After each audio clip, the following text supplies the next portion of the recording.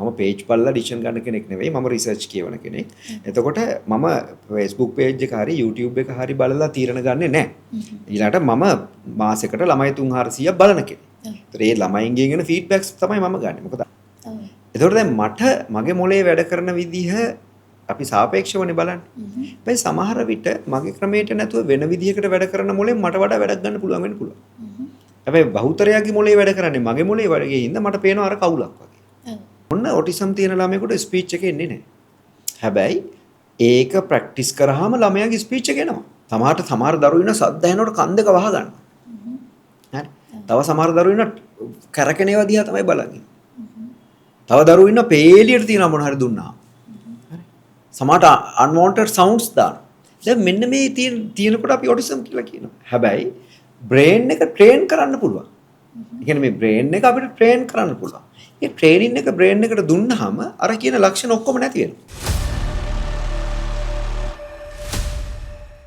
දරුවන් සම්බන්ධව දෙමව්පියන්ට අවශ්‍ය කරන වටිනා කියන බොහෝ තොරතුරු බොහෝ උපදෙස් අපි මේ වැඩසටහන් හරහා ඔබත් සමග බෙදා හදා ගන්නවා.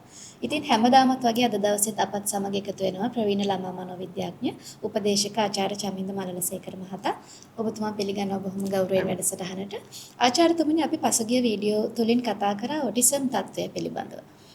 ඉතින් මේ තත්ත්වය පිළිබඳව අපි කතා කරපු වීඩියෝ එකකට අපිට එංගලන්තේ කෙනෙක්ගෙන් අපේ හිතවතෙක්ගෙන් කමෙන්ට් එකක් ඇවිල්ලා තිබ්බා ඔටිසම් කියන්නේ සුව කරන්න බැරි තත්ත්වයක් කියලා.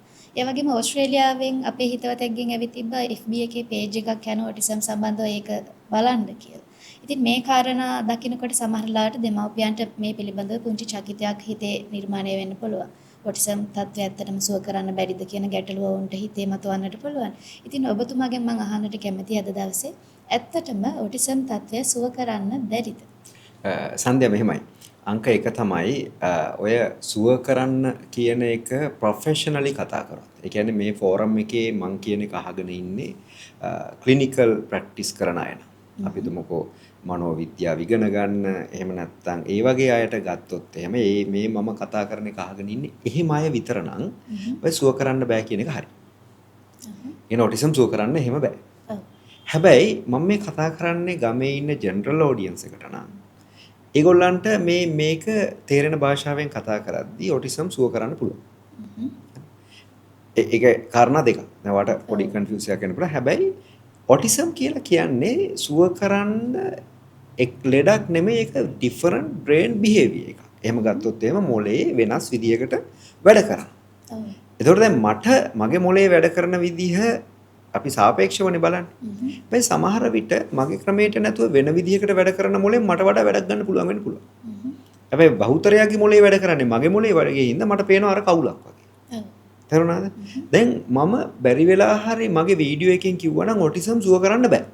මේක ලොකු පිරිසක් බලනවා. තේරුණාද? දෙමාපියෝ බලනවා. ඒතර දෙමාපියෝ එතනම කඩා වැටෙනවා. නේ මගේ දරුවාට ඔටිසම් තියෙනවා. ආයේ මෙතනින් එහාට මගේ දරුවා මේ කියන විදිහට මුකුත් කරන්න බෑ කියලා කියනවා. බලාපොරොත්තුවක් නැතු වෙනවා. හැබැයි දැන් ඔටිසම් සුව කරන්න පුළුවන් කිව්ව ගමන් දෙමාපියෝ බලනවා මේක මොකද්ද තියෙන ක්‍රමය. තේරුණාද? ඒකට දැන් අපි මේ කතා කරන ඔඩියන්ස් එකයි පළවෙනිට වැදගත් වෙන්නේ. ඔය කමෙන්ට් කරන අය ඒක එක්කෙනෙක් සමහර විට ප්‍රොෆෙෂනල් කරන කෙනෙක් වෙන්න පුළුවන්. අනිත් එක්කන page එකක් බලන්න කියලා මට කියලා වැඩක් නැහැ. මම page බලලා decision ගන්න කෙනෙක් නෙවෙයි. මම research කියවන කෙනෙක්. එතකොට මම Facebook page එක හරි YouTube එක හරි බලලා තීරණ ගන්නෙ නැහැ. ඊළඟට මම මාසෙකට ළමයි 300ක් බලන කෙනෙක්. ඒතර ඒ ළමයින්ගෙන් එන feedbacks තමයි මම ගන්නෙ. මොකද අපි හිතුවා නම් හඳට යන්න බෑ ඈත තමයි තියෙන්නේ කියලා අපිට ජීවිතේට හඳට යන්න වෙන්නේ නැහැ. එතකොට මේ වෙනකොට සමහර විට ඒ තියෙන වෙනස් brain behavior එක change කරන්න බැරි නම් ඉස්සරහට ක්‍රම එන්නත් පුළුවන්. ඇවිල්ලා තියනවා වෙන්නත් පුළුවන්. හැබැයි වැදගත්ම දේ මෙන්න මේ මොලේ වෙනස් විදිහකට පොඩ්ඩක් වැඩ කරනකොට තමයි ඔටිසම් හරි specific learning disorders හරි ADHD හරි හැදෙන්නේ. අපි ඒකෙදි ප්‍රධාන වශයෙන්ම කියනවා මේකට මම තේරෙන භාෂාවෙන් ආපහු ගියොත් brain wiring එකේ පොඩි වෙනසක්. දැන් මේ වෙනස තේරුම් අරගත්තොත් ඔන්න ඔටිසම් තියෙන ළමයෙකුට ස්පීච් එක එන්නේ නැහැ. හැබැයි ඒක ප්‍රැක්ටිස් කරාම ළමයාගේ ස්පීච් එක එනවා. ඔටිසම් තියෙන ළමයෙක්ගේ අයි කන්ටැක්ට් එක එන්නේ නැහැ. හරි. එතකොට අපි ඔටිසම් කියලා කියන්නේ ස්පීච් එකක් එන්නේ, අයි කන්ටැක්ට් එකක් එන්නේ, ඊළඟට සමාජයට යන්න දරුවා කැමති නැහැ. සමාජගත වෙන්නේ. හරි. එතකොට ওই තුන. සමහර දරුවෝ ඉන්න සද්ද ඇහෙනකොට කන් දෙක වහ ගන්නවා. හරි. තව සමහර දරුවෝ ඉන්න කරකෙන ඒවා දිහා තමයි බලන්නේ. තව දරුවෝ ඉන්න පේලියට තියෙන මොන හරි දුන්නා. හරි. සමහරට unwanted sounds දාන. දැන් මෙන්න මේ තියෙනකොට අපි autism කියලා කියනවා. හැබැයි brain එක train කරන්න පුළුවන්. ඒ කියන්නේ මේ brain එක අපිට train කරන්න පුළුවන්. මේ training එක brain එකට දුන්නාම අර කියන ලක්ෂණ ඔක්කොම නැති වෙනවා. හරි. එතකොට අපි ගිහිල්ලා විද්‍යාත්මකව ඇනලයිස් කරලා ඔක්කොම කළා බලුවා සමහරට autism තියෙනවා. හැබැයි ළමයා එළියෙන් බලනකොට ළමයාට autism පේන්නේ නැහැ. ළමයා කතා කරනවා. ළමයාගේ eye contact එක හැදිලා. ළමයාගේ සාමාන්‍ය විදියට යා රූටින් එකකට වැඩ කරනවා. ළමයාගේ අර sound sensitivity එක ගිහිල්ලා ළමයාට යාළුවෝ ඉන්නවා. ඉතින් මෙන්න මේ ටික රිකවර් වෙලා. ඉතින් එහෙම ළමයි ඕන තරම් මගේ ගාව ඉන්නවා. ඉතින් මම ඔය සුව වෙනවා කියන්නේ ඕකට. එතකොට පළවෙනියටම අපි කරන්න ඕනි දරුවෙක්ගේ දෙයට දැන් දෙමාපියෙක් කැමති නිරෝගී දරුවෙකුට තමයන්ගේ දරුවගේ වෙනස්කමක් දැකපු ගමන් දෙමාපියෝ අවුල් වෙනවා. ඒකට ඒ අවුල් වෙනවා බය වෙනවා. ඒ බය වෙච්ච දෙමාපියන්ව තවත් බය කරන එක නෙමෙයි අපි කරන්න ඕනේ. අපි කරන්න ඕනේ මේ දෙමාපියන්ව පුළුවන් තරම් උඩට මොටිවේට් කරලා මේ දරුවව හරි ගයිඩ්ලයින් එකකට ගෙනියන එක. ගෙනහිල්ලා එහෙම කරාම ඒ දරුවෝ හොයාගන්න බැරි තරම් සුව වෙනවා. ඉතින් ඒක තමයි සුවය කියන්නේ. ලක්ෂණ ටික අයින් වෙනවා. නේ? එතකොට මේක ඩිෆයින් කරලා නිර්වචනය කරලා සුවය කියන්නේ මේකයි එහෙම එකක් කතා කරොත් මම වැරදි වෙන්න පුළුවන්. හැබැයි මගේ හැටියට ලක්ෂණ ටික අයින් වෙලා ළමයා සාමාන්‍ය විදියට සාමාන්‍ය පන්තියට එක වසරෙන් ඉස්කෝලේට දාගන්න පුළුවන් නම් 3 වසරේදී මේ ප්‍රශ්න තිබ්බ දරුවයි 6 වසරට එක වසරට එනකොට ඉස්කෝලේ යද්දි සාමාන්‍ය පන්තියේ ළමයි එක්ක යවන්න පුළුවන් නම් අන්න අර ලක්ෂණ අයින් වෙලා. ඒ කියන්නේ දරුවා සුව වෙලා. හරිද? ඒ නිසා අපිට එක එක ඒවා එක එක විදියට අර්ථකථනය කරන්න පුළුවන් සන්දිය වැදගත් වෙන්නේ අපි කතා කරන්නේ කාටද වෙන්නේ මොකද්ද කියන එක. එතකොට හොඳම දේ ඒක නිසා තමයි මම ওই වීඩියෝ වලදී කියන්නේ මේක සුව කරන්න පුළුවන්. ඒ කියන්නේ අර ලක්ෂණ ටික ඉවත් කරන්න පුළුවන්. ඒක නිසා කිසිම කෙනෙක් අධෛර්යමත් වෙන්න එපා. හැබැයි දෙමාපියෙක් දැනගන්න ඕනේ. මෙන්න මේක සුව කරන්න බෙහෙත් නැහැ. හරි? මේක සුව කරන්න තියෙන තෙරපි. මේක සුව කරන්න දෙමාපියන්ගේ කැපවීම ඉතාමත් අවශ්‍යයි. ඉතින් ඊළඟ එක තමයි මේකට මැජික් ෂෝට් කට්ස් නැහැ. ෂෝට්ස් කල්ස් හොයනවා තමයි බලිතොවිල් කරනවා යන්ත්‍ර දානවා දේවාල පස්සේ දුවනවා මේ වගේ මේක සුව වෙන්නේ නැහැ වැඩි වෙනවා සමහර වෙලාවට.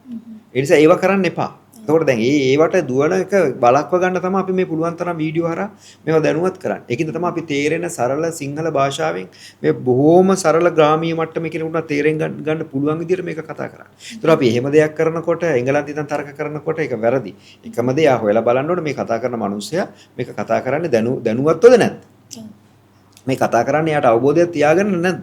මෙයා කී දෙනෙක් එක්ක වැඩ කරනවාද? ඕවා තමයි හොයන්න ඕනේ. ඒතකොට ඒක මගෙන් අහන්න ඕනේ කමෙන්ට් එකක් විදියට නෙමෙයි ඉන්බොක්ස් එකේ.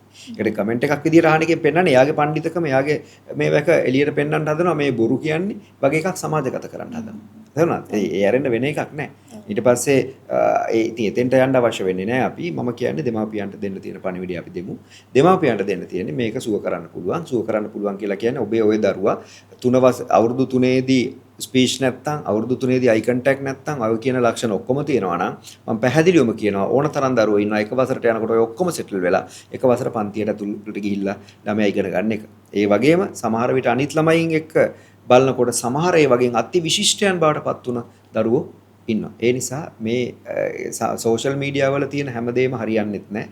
ඒ වගේම පේජ් වල තියෙන ඒවා ඔක්කොමත් නෙමෙයි එක එකනාගේ එක්ස්පීරියන්සස්. හැබැයි එහෙම කියලා ඔටිසම් තියෙන දරුවගේ ඔටිසම් තත්ත්වය තේරුම් ගන්න ඕන. මේක සිවියර්ද, මොඩරේට්ද, එහෙම නැත්නම් මයිල්ඩ්. මයිල්ඩ් ඔටිසම් අනිවාර්යෙන්ම රිකවර් වෙනවා. මොඩරේට් ඔටිසම් උත් පුළුවන්. හැබැයි සිවියර් ඔටිසම් ටිකක් අමාරුයි. එහෙනම් සිවියර් ඔටිසම් තත්ත්වයන් නම් අපිට චුට්ටක් ඒක රිකවර් කරගන්න අමාරු තත්ත්වයක් තියෙනවා. හැබැයි අනිත් ඒවා පැහැදිලිව ප්‍රැක්ටිකලි මගේ ළඟට එන අයගෙන් රිකවර් වෙලා තියෙනවා. ආචාර්යතුමනි ඔබතුමා කියපු කාරණාවත් එක්ක මම සවන් දුන්න දේ තමයි දෙමාපියෝ මේ සම්බන්ධව කැප වෙන්න ඕනේ. සහ අපි මුලින්ම දෙමාපියන්ගේ මනස පිළිබඳව දෙමාපියන්ගේ මනස ශක්තිමත් කරන්න ඕනේ කියන කාරණා. එතකොට තමන්ගේ දරුවට මේකේ ඔටිසම් තත්ත්වය ඇත්තටම තියෙනවා නම් දෙමාපියෝ විදිහට වුන් මේ පිළිබඳව මොකක්ද කරන්න ඕනි ක්‍රියාමාර්ගය එතනින් එහාට? මුලින්ම කරන්න ඕනි ඇත්තටම මේ ඔටිසම් කියන එක හරියට තේරුම් ගත්ත උපදේශනයක් කරා යමු වෙනවා.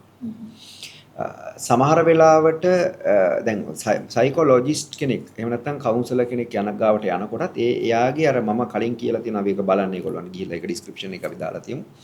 ඒ කලින් වීඩියෝ වල මම කියලා තියෙනවා හොඳ කවුන්සලර් කෙනෙක් කොහොමද හොයාගන්නේ කියලා. ඒතර ඒ කවුන්සලර් මේක පිළිබඳ නිකන් තියරි එක විතරක් දන්න කෙනෙක් වෙන්න බෑ. ඒකට හොඳ ක්ලිනිකල් එක්ස්පීරියන්ස් එකක් තියෙනවා. මොකද ඔටිසම් දරුවෝ 10 දෙනෙක් ගත්තොත් 10 විදියක්. ඒ 10 දෙනාව රියැක්ට් කරන විදිය වෙනස්. ඒගොල්ලන්ගේ ආසාවල් වෙනස්, කරන දේවල් වෙනස්. එතකොට අපිට ඕන දේ යාලව කරවන්න බෑ. ඒගොල්ලන් කරන එක එකින් එක ප්ලෑන් කරලා ඒකට අදාළව තමයි යාලගේ තෙරපි එක ප්ලෑන් කරන්න ඕනේ. එතකොට උදාහරණයක් විදියට බෝලයක් එක්ක සෙල්ලම් කරන්න පුළුවන් දරුවෙකුගේ තෙරපි එක හැදෙන්න ඕන බෝලෙත් එක්ක. තේරුණාද? එතකොට එළියේ දුවන්න කැමති දරුවෙක් ඉන්නවා නම් තෙරපි එක හැදෙන්න ඕන ඒකත් එක්ක. එතකොට නිකන් දුවන්න කැමති ළමයාට බෝලෙත් එක්ක තෙරපි එකක් හදන්න අමාරුයි. හදලා වැඩක් නැහැ. එතකොට එයා ඒක එතෙන්ට ගන්නම අපිට තව කාලයක් ගත වෙනවා. ඉතින් ඒ නිසා දරුවව ඇනලයිස් කරලා තමයි එකින් එකට හදනවා. එතකොට ඒකයි මම කියන්නේ දෙමාපියෝ මුලින්ම කරන්න ඕනේ මෙන්න මේ හරි අවබෝධයක් තියෙන කවුන්සලර් කෙනෙක් හරි සයිකොලොජිස්ට් කෙනෙක් හරි හම්බ වෙන්න. දැන් කෙනෙකුට ඉදෙන්න පුළුවන් මම කෙලින්ම සයිකියාට්‍රිස්ට් ගාවට. දැන් එහෙම දෙයක් වුණා. මගේ ළඟට එක දරුවෙක් ආවා. ඒ දරුවා ඇත්තට මේ දරුවට ඔටිසම් කියලා මට තේරෙනවා. මයිල්ඩ් ඔටිසම් එකක් තිබ්බේ. මේ මයිල්ඩ් ඔටිසම් එක මට එච්චර පෙවුනේ නෑ මේ බරපතල ඔටිසම් තත්ත්වයක් කියලා. ඉතින් මම ඊට පස්සේ ඒගොල්ලන්ට රෙකමන්ඩ් කරා මේ දරුවාගේ අපි පොඩ්ඩක් තව මාසයක් මොනිටර් කරමු. මම ඒකට ඇක්ටිවිටීස් ටිකක් දුන්නා. කියන්නේ ප්ලේ තෙරපි වගේ දේවල් ටිකක් දුන්නා. මම එක තැනකට ගේන්න යාව ස්පෝර්ට්ස් වලට දාලා මට බලන්න ඕනේ යා ළමයි එක්ක මූව් වෙන හැටි කියලා කිව්වා. එතකොට දැන් ඒ අතරතුරේ ඒගොල්ලෝ යනවා මනෝ වෛද්‍යවරයෙක් ළඟට. ඊට පස්සේ මගේ මනෝ වෛද්‍යවරයා ගාවට ගිහිල්ලා කොහමද එතනින් එයාට මෙඩිසින් හම්බ වෙනවා. හම්බ වෙලා ඊට පස්සේ ආපහු තෙරපි වලට එන්නේ නැහැ. ඒතර ඒ එතනදී දෙමාපියන් ඔළුවට යනවා මම මේ බෙහෙත් පෙත්තක් බිව්වහම මේක හරියයි කියලා. තේරුණා? ඔව්. එතකොට ඇත්තටම ඒ බෙහෙත් පෙත්ත දීලා එවනවා. ඒතර මම දන්නවා මනෝ වෛද්‍යවරයෙකුට ලොකු වෙලාවක් නැහැ දරුවෙක් එක්ක සංවාදය දෙන්න. තොර උපදේශකරණයක් හරි එක හරහා තමයි මනෝවෛද්‍යවරයාට ගොඩක් වෙලාට වෙන රටවල් වල යොමු වෙන්නේ. හැබැයි අපේ රටේ එම නැහැ කෙලින්ම මනෝවෛද්‍යවරයාට යන්න පුළුවන්. ඒකේ ගැටලුවකුත් නැහැ. ප්‍රශ්නේ තියෙන්නේ බෙහෙත් පෙත්තෙන් විතරක් ඔටිසම් වෙන්නේ නැහැ. ඒ ඔටිසම් බෙහෙත් පෙත්තක් දෙනවා නම් ඒක සමහරට හයිපර් ඇක්ටිවිටි තත්ත්වයක්. එහෙම නැත්නම් වෙන මොකක් හරි එකක් මැනේජ් කරන්න තමයි මේ බෙහෙත් පෙත්ත දෙන්නේ. හැබැයි ડિප්‍රෙෂන් වගේ එකක්, විසාදේ වගේ එකක් කවුද දෙන්න ඕන. දැන් මෙතනදී අරකින් බෑ. එහෙනම් එක තැනක ගයිඩ් වෙන්න ඕනේ. එක්කෝ ආපහු මේක තෙරපි යන්න කියලා මොකක් හරි වෙන්න ඕනේ. එහෙම නැත්නම් කොහෙට හරි දාන්න. දැන් කොහොම වුණත් අවසානයේ ටික කාලයකට පස්සේ දරුවව ආපහු මගේ ළඟට එක්කන් ආවා අවුරුද්දකට විතර පස්සේ. එතකොට දරුවාට වයස ටිකක් තව ගිහිල්ලා. බෙහෙත් විතරයි දීලා තියෙන්නේ. තෙරපි එක වෙලා නැහැ. එතකොට දරුවා රිකවර් වෙලත් නැහැ අත්තම කතාව. එතකොට තෙරපි තමයි මේකේ නම්බර් 1. ඒ නිසා දෙමව්පියෝ කරන්න ඕනි හරි උපදේශයක් ගන්න එක. හරි උපදේශයක් කරා හරි ගයිඩ්ලයින් එකක් කරන් දරුවව ඒක ඔස්සේ මෙහෙයුවොත් දරුවව සුව කරගන්න පුළුවන්. ඒක තමයි එක. දෙක මනෝ වෛද්‍යවරයාගෙන් හෝ මනෝ උපදේශකවරයාගෙන් උපදෙස් ගත්තට වැඩක් නැහැ. gedara පරිසරය තුල ඒක ක්‍රියාත්මක කරන්නත් ඕනේ. ඉතින් ඒක ටිකක් අමාරු වැඩක්. ඒක කරන්නත් ඕනේ. කප වෙන තරමට මහන්සි වෙන තරමට තමයි දරුවව රිකවර් කරගන්න පුළුවන්. එතකොට මම පළවෙනියටම කියනවා දෙමාපියන්ට අපි කොයිතරම් උපදේශන දීලා යවුවත් gedara එක කරන්න පරිසරය හදාගන්න බැරි නම් ආපහු දරුවා රිකවර් වෙන්නේ නැහැ. ඒ නිසා දරුවා රිකවර් කරගන්න ඕනේ නම් ඒ පරිසරය හැදෙන්න ඕනේ, දෙමාපියෝ මහන්සි වෙන්න ඕනේ. ඒ මහන්සි වෙන දෙමාපියන්ගේ ඇත්තටම මම ප්‍රායෝගිකව දැකලා තියෙනවා හොඳ ප්‍රතිඵල දරුවන් තුල තියෙනවා. දරුවා හොඳටම වෙනස් වෙලා තියෙනවා. දරුවා හොඳටම රිකවර් වෙලා තියෙනවා. ඒකට දරුවගෙන් දරුවාට ක්‍රමවේදය වෙනස් වෙනවා. ඉතින් හොඳම දේ තමයි. ඒ කියන්නේ තමන්ට තනියෙන් අමාරුයි. Facebook page බලලා විතරක් මේක කරන්න යන්න එපා. ඒකට හේතුව Facebook page එකෙන් ඔබ කොමන් එකක් තමයි ඉගෙන ගන්න. ඒ කාට හරි තියෙන එකක් තමයි ඔබ ඉගෙන ගන්න. හැබැයි දරුවගෙන් දරුවට මේ සිස්ටම් එක වෙනස්. ඒතකොට ඒ ඇනලයිස් කරලා හරියට මේකට හරි ගයිඩ්ලයින් එකක් එක්ක ඉස්සරහට යන්න ඕනේ. ස්තුතිවන්ත වෙනවා ආචාර්යතුමනි අද දවසේදීත් මේ වටිනා කියන අදහස් බෙදා හදා ගන්නට අපත් සමග එකතු වුණාට ආදරණීය දෙමව්පියනි අර ආචාර්යතුමා කිව්වා වගේම දකින වීඩියෝවේ තියෙන දේ අපිට අපේ දරුවාව සුවපත් කරන්න අපිට ඒ දේවල් ඔස්සේ යන්නට බෑ. අපි අපේ දරුවාට ගැළපෙන රටාව තමයි අපි තෝරගන්න. ඉතින් මේක දෙමව්පියන් විදිහට අපිට හොයාගන්න මේ தത്വෙට අවශ්‍ය අවබෝධය ලබා ගන්න සහ මේ தത്വෙට අවශ්‍ය පිළියම් යොදා ගන්න දෙමව්පියන් විදිහට අපිට අපහසුයි. හින්දා අපි හැම වෙලාවෙකම අංක 1ට කරන්න ඕනි දේ තමයි මේ පිළිබඳව සුදුසුකම්ලත් මනෝ උපදේශකවරයෙක් ළඟට අපි දරුවව අරගෙන ගිහිල්ලා ඒ අවශ්‍ය උපදේශය ලබා ගන්න එක. මේ සම්බන්ධව ඔබට තොරතුරු දැනගන්නට අවශ්‍ය නම් ඔබට පුළුවන් ඩිස්ක්‍රිප්ෂන් එකේ අපි දානවා දුරකථන අංක ඒ සඳහා කතා කරන්න. තවදුරටත් අපි සූදානම් ඉදිරියේදී මේ සම්බන්ධව ඔබ සමග තොරතුරු බෙදා ගන්නට. ඉතින් අපේ subscribe කරලා තියාගන්න. වීඩියෝ share කරන්න කියලා ඔබට ආරාධනා කරනවා.